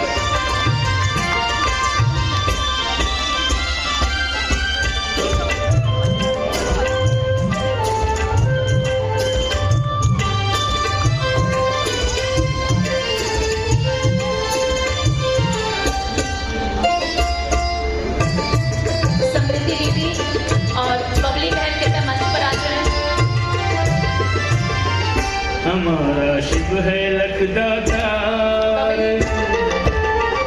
हमारा शिव है लखदातार, हमको काहे की चिंता।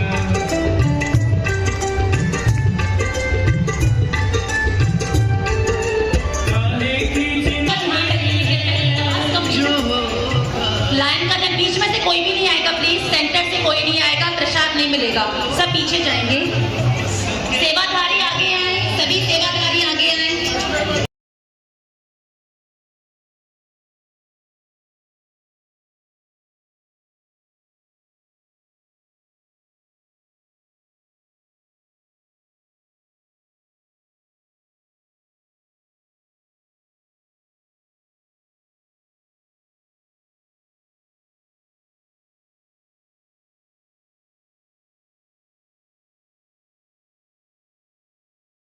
समय भी हो रहा है और दीदी जी भी पीछे तो आपने सुन ही लिया। ओम शांति, ओम शांति, ओम शांति, ओम शांति, ओम शांति, ओम शांति। बाबा हम सभी बच्चों को प्रतिदिन कितने ज्ञान रतन देते हैं। आज भी बाबा ने मुरली में कहा तुम बच्चों को अपनी झोली भरते जाना है। जितना ज्ञान रत्नों से भरेंगे, दान करेंगे, उतना क्या बनेंगे? रंग से राव बन जाएंगे, राजा बन जाएंगे।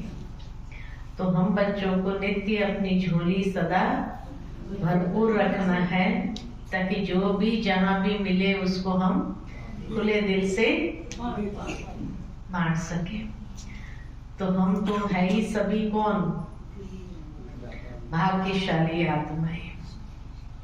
अच्छा एक बात बताओ, भाग्यशाली थे इसलिए बाबा के बने या बाबा के बनने के बाद भाग्यशाली बने?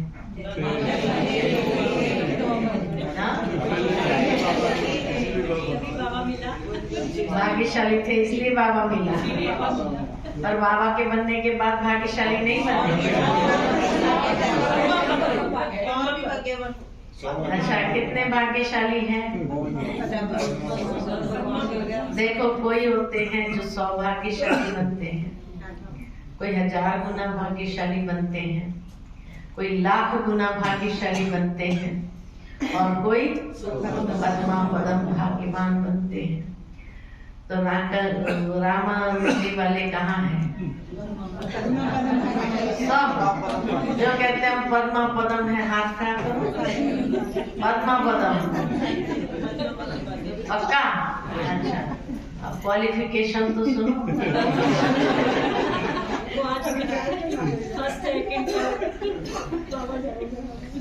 तो बाबा के जब बनते हैं तो माया को हम चैलेंज करते हैं, है ना? ये माया, अब हमने तेरा दामन छोड़ दिया, अब हम ईश्वर के राह पर चलने लगे हैं, अब तेरी गलियों में नहीं घूमेंगे हम। तो बाबा कई बार क्या कहते हैं कि जिसके आप 2500 साल ग्राहक बने रहे, वो इतना सहज छोड़ देंगी क्या? छोड़ेंगी? वो भी नहीं छोड़ेंगी। दुनिया में किसी की दुकान बहुत बढ़िया चलती हो, वो हर प्रकार की फैसिलिटी देता हो, उधारी पर भी देता हो, और फिर उसके पास में दूसरी दुकान खुले और हमने वहां जाना शुरू किया, तो वो पहले वाला के इधर, अरे वहां कैसे जा रहा है? तो तेरे को मैं उधारी पर भी देता था, माल सामान घर तक पहुंचा देता था, और आज तुम उधर जाने लगा, तो छोड़ेगा अपने पुराने ग्राहक को? कभी नहीं छोड़ेगा। तो इसी तरह बाबा भी कहे, माया के 2500 साल हम ग्राहक रहे, तो माया इतना सहजता से छोड़ देगी क्या? तो क्या करती है माया? माया क्या करती है? और बाबा भी कहते हैं कि माया मेरी आज्ञाकारी बच्ची है, उसको मैं कहता हूँ कि मेरे राह पर देख चलने लगा है, अब अजमा ले, तुम तेरा बनता है या मेरा ही रहता है, अजमा ले। तो माया भी क्या करती है? परीक्षा तो लेना चालू करेगी। आज एक मटका खरीदने आप बाजार में जाओ तो ऐसे उठा के थोड़ी ले आएंगे, ठोक ठोक करके देखेंगे चारों तरफ से कच्चा है कि पक्का है। तो माया भी देखती है कच्चा है कि पक्का है ना? तो क्या करेगी? परीक्षा लेना चालू करेगी, ठोकना चालू करेगी। तो जैसे ही बाबा के घर में आए, कोर्स किया, कोर्स करने के बाद फिर रोज आना शुरू किया, तो सबसे पहले तो घर वाले पूछेंगे ये रोज रोज क्या है? घर में बैठो, कहेंगे कि नहीं? शुरू होता है। फिर भी हमने सुना नहीं, हम चलते रहे, निश्चय जो बैठ गया। फिर हमने प्याज लहसुन खाना छोड़ दिया। अब जैसे ही प्याज लहसुन छोड़ेंगे तो घर वाले क्या कहेंगे? ये कौन सा नया धर्म है? अरे प्याज लहसुन तो खाना चाहिए, ये कैसे छोड़ दिया? फिर भी हमने सुना अनसुना कर दिया। फिर धीरे धीरे अमृत वेला उठना चालू किया। जैसे ही घर वालों ने देखा तो क्या कहेंगे? हाँ? क्या कहेंगे? ये कौन सा धर्म है? आधी रात को उठ के क्या कर रहे हैं आप लोग? न सोते हैं न सोने देते हैं, है ना? शुरू हो जाता है ना, घर में झगड़े शुरू हो जाते हैं। तो कच्चे होंगे वो तो गए माया के वापस उसमें। और जब पक्के होंगे वो तो आगे बढ़ते जाएंगे, धीरे धीरे एक एक कदम बढ़ाते जाएंगे। तो कम से कम माया 100 परीक्षा जरूर लेगी, कम से कम 100 परीक्षा जरूर लेंगे। और ये कंडीशन ब्रह्मा बाबा से लेकर लास्ट नंबर। ब्रह्मा बाबा के सामने कितने पेपर आए, मामा के सामने, दादियों के सामने कितने पेपर आए, तो कम से कम 100 पेपर पार जरूर करने पड़ेंगे। और जो 100 पेपर पार कर चुका ना वो सौभाग्यशाली, समझा, सौभाग्यशाली। अच्छा, फिर 1000 गुना भाग्यशाली कौन? हाँ? अरे मेरा बाबा इतना कठोर नहीं है, 100 पेपर में वो समझ जाता है कि हाँ ये पक्का है, अभी छोड़ने वाला नहीं है। तो 1000 गुना भाग्यशाली कौन? कौन? जो बाबा को छोड़ते नहीं, हम बच्चे है, तभी तो हम चल पड़े ना, माया के साथ में युद्ध भी कर लिया। अच्छा, 1000 गुना भाग्यशाली वह जो आप समाज में रहते हैं, गृहस्थ में रहते हैं, तो एक एक का परिचय कितनी आत्माओं के साथ होगा, पड़ोसी, समाज वाले, मित्र, संबंधी, सब मिलाकर कम से कम आप 1000 लोगों को तो जानते हैं कि नहीं जानते हैं? जानते हैं कि नहीं जानते? जानते। 1000 से ज्यादा ही होगा, कम तो होगा नहीं। तो जो हजारों के बीच में रहकर मेरा तो एक शिव बाबा, दूसरा न कोई, है ना, ऐसे जो नष्ट मुहा बनते हैं वो 1000 गुना भाग्यशाली। ये नहीं कि हाँ बाबा शिव बाबा तो मेरा है, ये भी मेरा है थोड़ा, ये भी मेरा है थोड़ा, ये भी मेरा है, नहीं। जो हजारों के बीच में रहते हैं, न्यारे और प्यारे, छोड़ना भी नहीं है, रहना भी नहीं है, लेकिन न्यारे प्यारे बनकर के चलो, उसको कहेंगे 1000 गुना भाग्यशाली। अच्छा, 1,00,000 गुना भाग्यशाली कौन? कौन? हाँ? 1,00,000 से क्या आता है? हाँ? वो ब्रह्मा बाबा से लेकर लास्ट नंबर तक हर एक को ये कंडीशन लागू होती है, कोई भी उससे छूटा हुआ नहीं होना चाहिए। तो 1,00,000 गुना भाग्यशाली वह जो बाबा के मुरली के एक एक रतन की वैल्यू क्या है?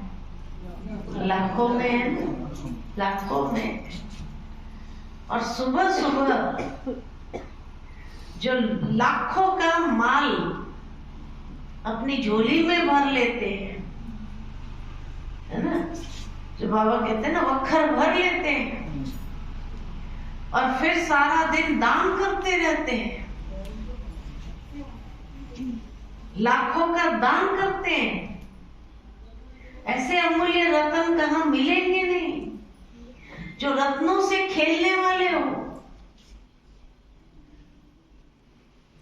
जैसे दुनिया में कोई लाखों पति होता है ना, सुबह उठेगा, फोन पर ही 1,00,000 का माल इधर भेज देना, 1,00,000 का माल उधर भेज देना, 1,00,000 का माल ऐसा कर देना, है ना। उसकी बात 100, 500, 1000 में नहीं होती है, लाखों में ही बात करता है। तो सुनने वाले क्या कहते हैं, ये तो लाखों पति है ना। तो सुबह सुबह उसका लाखों में ही बिजनेस आरंभ हो जाता है। तो बाबा भी कहते हैं बड़ा श्रॉफ मिला है, सुबह सुबह आपकी झोली भरता है, लाखों के माल से झोली भर देता है, और उसको फिर सारा दिन हम दान करते हैं। उन रत्नों से हम खेलते हैं, चिंतन करते, विचार सागर मंथन करते तो खेलते हैं। एक तो इसीलिए कहा कि 1,00,000 गुना भाग्यशाली वह जो मुरली कभी मुरली जिस दिन मिस होती है तो कितना लाखों का नुकसान हो गया। सोचो कितना लाखों का नुकसान हो गया। इसीलिए तो कई लोग कहते हैं ना, जिस दिन मुरली मिस होती चैन नहीं पड़ता है, जैसे बहुत कुछ मिस हो गया है, महसूस होता है। लाखों का नुकसान हो गया ना, तो लाखों का नुकसान परवड़ेगा क्या? नहीं। तो लाख गुना भाग्यशाली वह जो मुरली कभी मिस न करे। ब्रह्मा बाबा ने कभी मुरली मिस नहीं किया।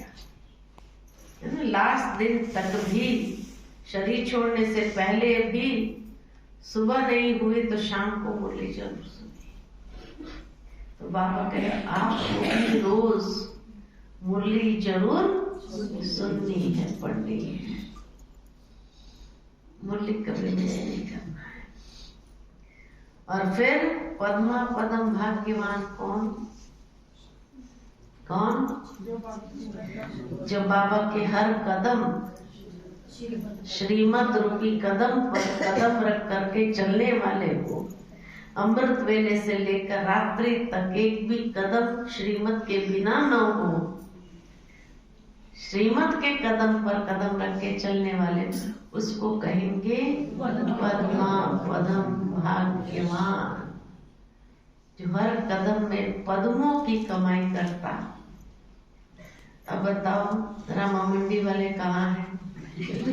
पद्मा पदम कौन है? कौन है? कोई नहीं। हाँ, पहले तो सबने हाथ उठा लिया फटाफट, हम सब पद्मा पदम हैं। और अब क्या हो गया? थोड़े नहीं हाथ उठाया।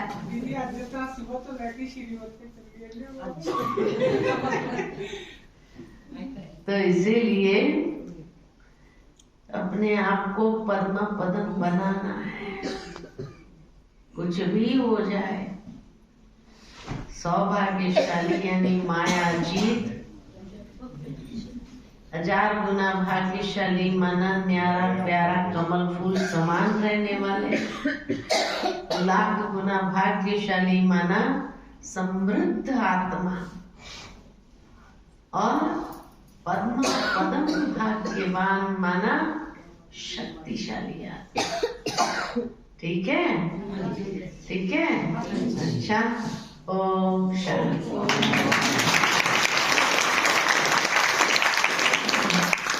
बहुत धन्यवाद दीदी, थोड़े समय में ही भरपूर कर दिया। और दीदी ये रामा मंडी के हैं, और संगत मंडी भी क्लास चलती है, पास में ही है, वहाँ भी क्लास होती है। हाथ खड़ा करना संगत मंडी वाले, ये संगत मंडी। तलवंडी भी बीच में बैठे हैं, तलवंडी वाले भी बैठे हैं 2-4। और कोट भक्तों में भी हमारी क्लास चलती, गीता पाठशाला है, कोट भक्तों के लीवल है ये, हाथ खड़ा कर। बाकी सब रामा के भाई बहन हैं, सबने इन्होंने ही इतनी सेवा की, और आज ये सारा बहुत अच्छा चालू दिन में इतना गैदरिंग